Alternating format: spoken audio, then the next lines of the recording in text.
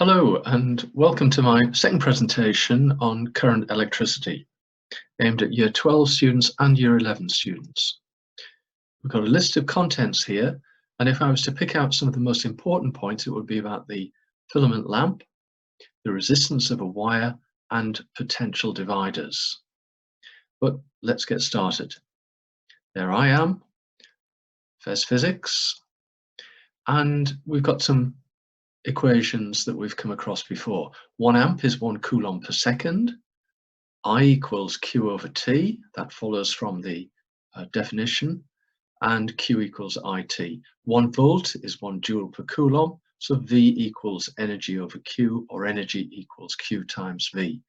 And following from Ohm's law, we have the relationship V equals IR. It's probably worth reminding ourselves about potential difference. 2 points, perhaps across a lamp, are at a potential difference of 1 volt if 1 joule of electrical energy is changed into heat and light energy for each coulomb of charge passing between the 2 points. 1 volt is 1 joule per coulomb. Isn't that a lot less words? So again, that leads on to energy equals Q times V joules. Ohm's law, I is proportional to V, or V is proportional to I, provided the temperature remains constant. And if we have a graph, a V against I graph, which is a straight line, then we know we're dealing with an ohmic conductor, one that obeys Ohm's law. The gradient, of course, V over I, that equals R. And it's from that that V equals IR arises. Now, let's take this a little bit further. We've got a circuit here which, please note, has a lamp in it, not an ohmic conductor. And we have on the right a variable resistor, so we can slide the sliding contact of the variable resistor or rheostat, and we can get pairs of readings of V and I. And when we do that, we get a graph, perhaps something like this. And we can see that the relationship here between V and I is not that of a straight line, so this is not an ohmic conductor. It doesn't obey Ohm's law. What else can we say? Well, we can say that the gradient initially increases, showing that the filament resistance increases as the current increases. Why is that? Well, let's come back to that. Please note that after a larger current, we do approach a constant gradient. Remember, if it's a graph of V against I, the gradient is the resistance. So this is a point where you might want to pause and see if you can put these statements in some kind of order. And this is all to do with the filament lamp. There is a very clear learning point here, which is about the positive metal ions and how they vibrate more vigorously and impede, that's a good word, impede the flow of the electrons. But pause, give this a go, and there are some answers to this right at the end of my presentation.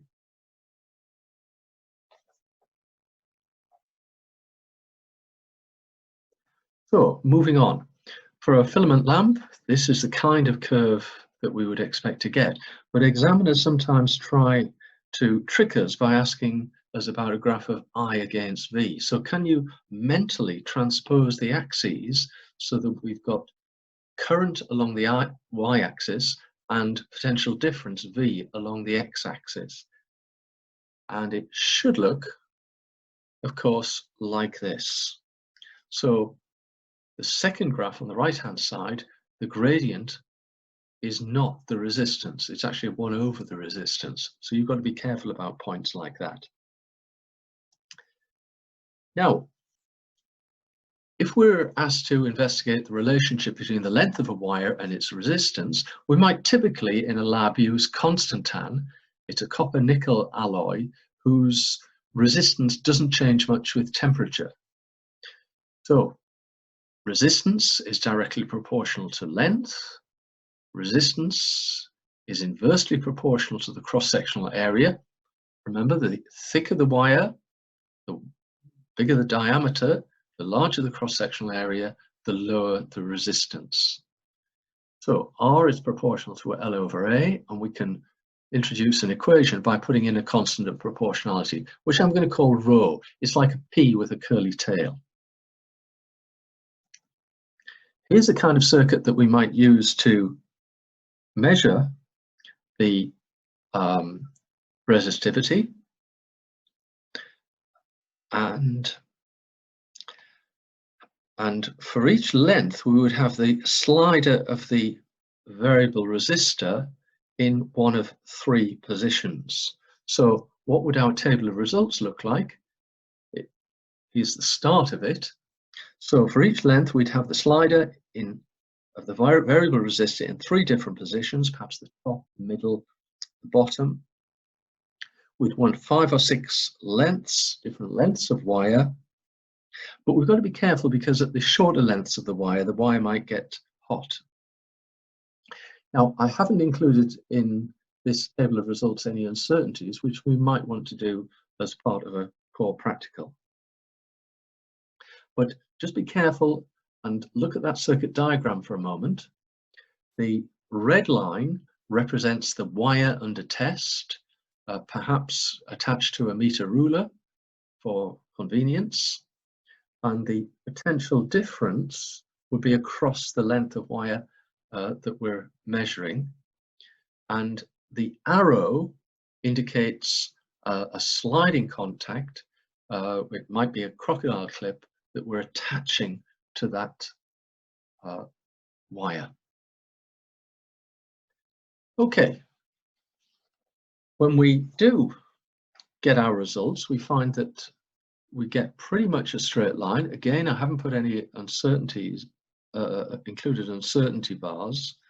Normally we would get perhaps 2 worst fit lines and work on through to get a value for the resistivity. But let's keep going here. R equals rho L upon A, and of course, if we have a graph of R against L, it's a Y equals mx graph, and the gradient is rho over A, or rho equals A times the gradient. We'd get the gradient from the graph, we'd get the cross-sectional area from the diameter using vernier calipers or a micrometer, and the area is pi r squared, pi times d over 2 all squared. Okay, and if we think about units, because we often do this in physics, of course, on the right hand side I've got rho equals AR over L, so in terms of units that's meter squared times ohms over meters, and meters cancels to give rho the units of ohm meters. And it's really worth remembering that rho is a property of the material itself and is not dependent on any particular size of sample. It doesn't matter what the length, the cross-sectional area of our constant tan is. Any sample would have the same resistivity. It's a property of the material, and different metals have different resistivities. Now, there's an experiment I sometimes get students to do, which is to draw a pencil line on paper, reasonably heavy and reasonably wide, and to press down the 2 leads attached to an ohm meter, and to see if we can measure the resistance of different lengths of wire. And you can see how I've done it on the diagram on the left-hand side. And the results I get, please note that the resistance there is in mega ohms. When you do this, it's quite a large resistance. But what you might like to think about is if we drew a wider line, what would the graph now look like? So I leave that for you to think about. Okay, potential and potential dividers. Oh, jumped in very quickly. If we have a 6-volt cell, we normally use the term cell rather than battery. A battery is typically a collection of cells, but the term cell and battery we tend to use in physics a little bit interchangeably, although we shouldn't. So we've got a resistor R, potential difference of 6 volts across that resistor and of course across the cell.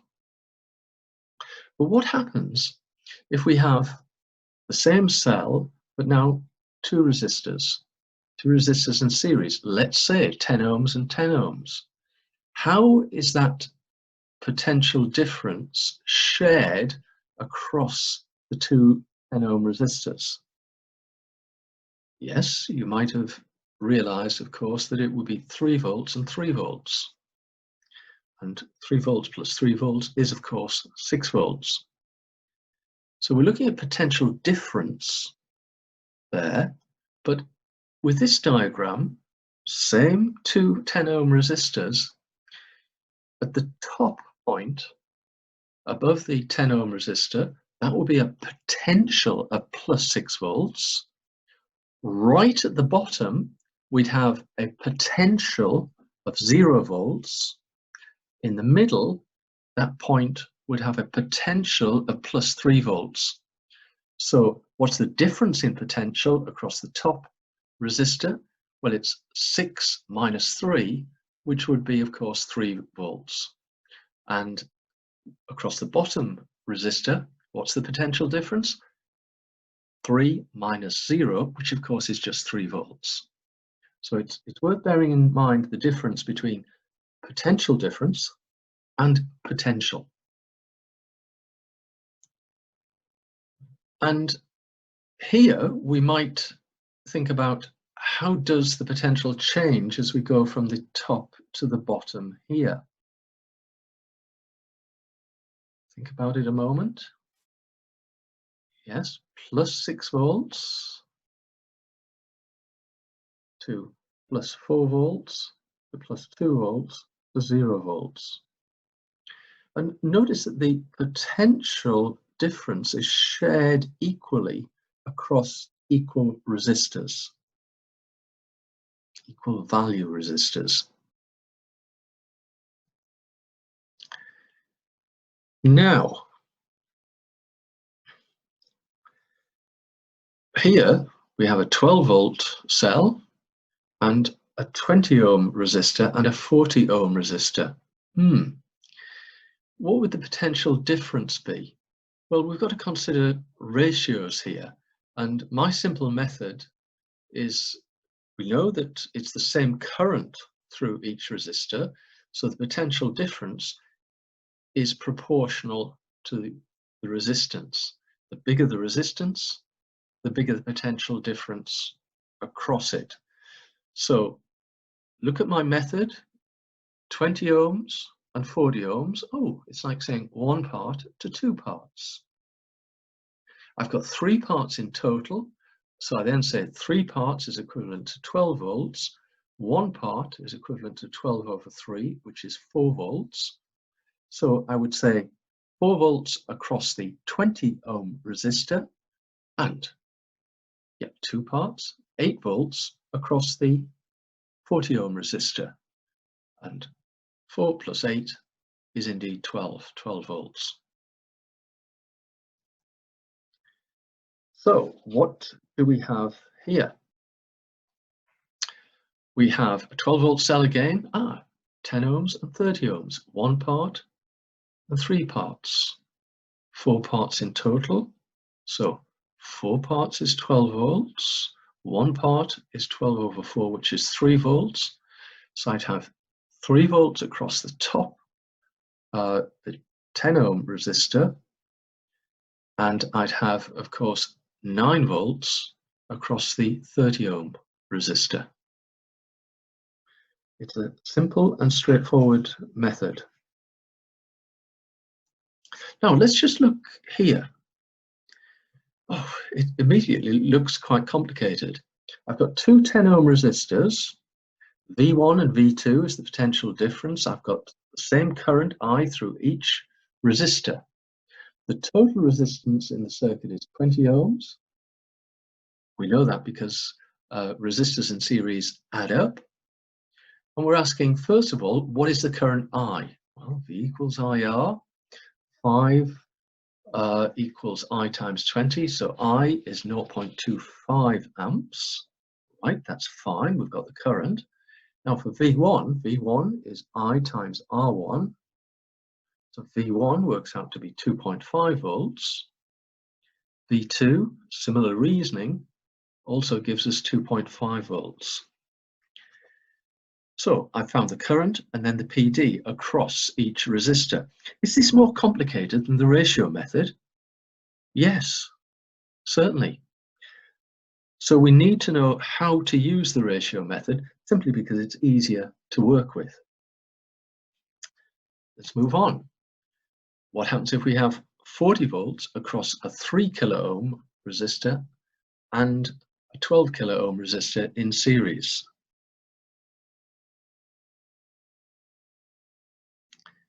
Yeah, I'd say 1 part and 4 parts,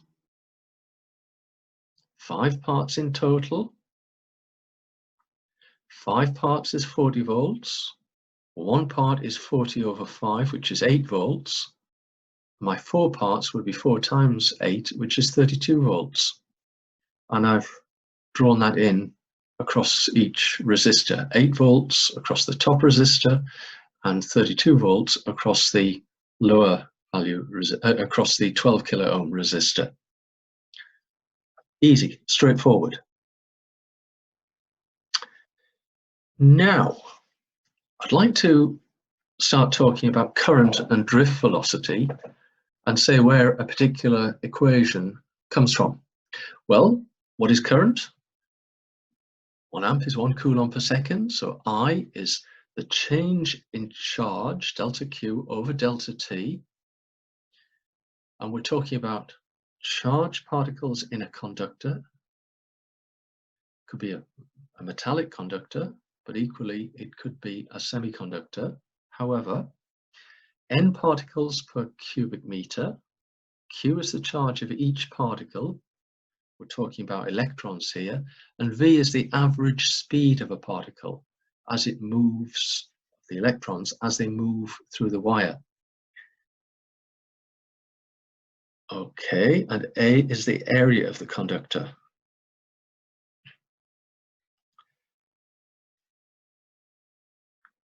So let's look at what we're saying here. This diagram helps us to visualize what's happening. N charges per unit volume. We're looking at a particular length of wire, L, indicated there on the diagram between the two shaded points. Distance is speed times time. So in a time delta t, the particles in that length L will all pass through point X. So L equals V times delta t. Okay. Now, big N is the number of particles in that length L. So big N will equal the volume times small n. The volume, of course, is A times L. Small n is the number of particles per cubic meter. We often refer to that as the number density, worth remembering. Same diagram, just to keep it in mind. The charge delta Q passing X, this point X in a time delta t. How much charge is that? Well, delta Q equals A times L times N times Q. Remember, small q there is the charge on each particle. And since L equals V times delta T, delta Q equals A times V times delta T times N times Q. Bring the delta T to the other side, and delta Q over delta T equals A VNQ. So we reach the equation at the bottom, I equals nAqv. Now, hold on a moment. You're given this equation in your data or formula section of your exam paper, but it's useful to realize where it comes from. And there's an additional point here. You're quite likely to be asked either multiple choice questions about this equation or perhaps as part of a longer answer. But V, the drift velocity, we might have imagined that this would be pretty large. I think a lot of students do. But in fact, in normal circuits that we use in the lab, the calculations for V, the drift velocity, are surprisingly small. Okay, so be prepared for that kind of calculation. Sometimes less than walking speed, depending on the circuit that we're using. Okay, so I equals nAqv. I've indicated what these things are, and their units. N is 1 over meters cubed, area is square meters, charge is coulombs, and V is meters per second. If we look at this, we can see that meters cancel top and bottom totally to leave us with coulombs over seconds. And 1 amp is 1 coulomb per second. So we're left with amps on the right-hand side and indeed on the left-hand side. And there's different ways that we could look at that. But 1 amp is 1 coulomb per second. Okay. Now, let's just go back to this particular graph. It's a graph of I against V, so be careful. Look at the straight line graph for a coil, a metal coil. That's a straight line, so that indicates that it's an ohmic conductor. The bulb, filament lamp, look at the way that curves. And yes, that's what we talked about before. But notice that we've actually got values on the left-hand side which indicate what these values are for current and voltage when we reverse the current. And that's very symmetrical for the coil and the bulb, but not for a diode. Notice that the diode, if the current is reversed, the diode has a very high resistance. Okay, I'm not going to go into the diode too much more. That'll form part of further questions. So here we have the answers to putting the boxes in the correct sequence. And let's just look at the first few. When the PD across a filament lamp is increased, the current through the lamp increases, the filament gets brighter, yes, the temperature of the filament increases, the metal ions are getting hotter, they vibrate more vigorously. This vibration impedes, good word, or reduces the flow of electrons. And a reduced flow means there's less current. Less current means that we have a higher resistance. Okay, and right down at the bottom, it must be added that the filament lamp is not an ohmic conductor, because its graph of V against I is not a straight line through the origin. Okay, let's finish there, and that's all from me for this section, but there will be more. There's physics. Thank you very much, and keep working.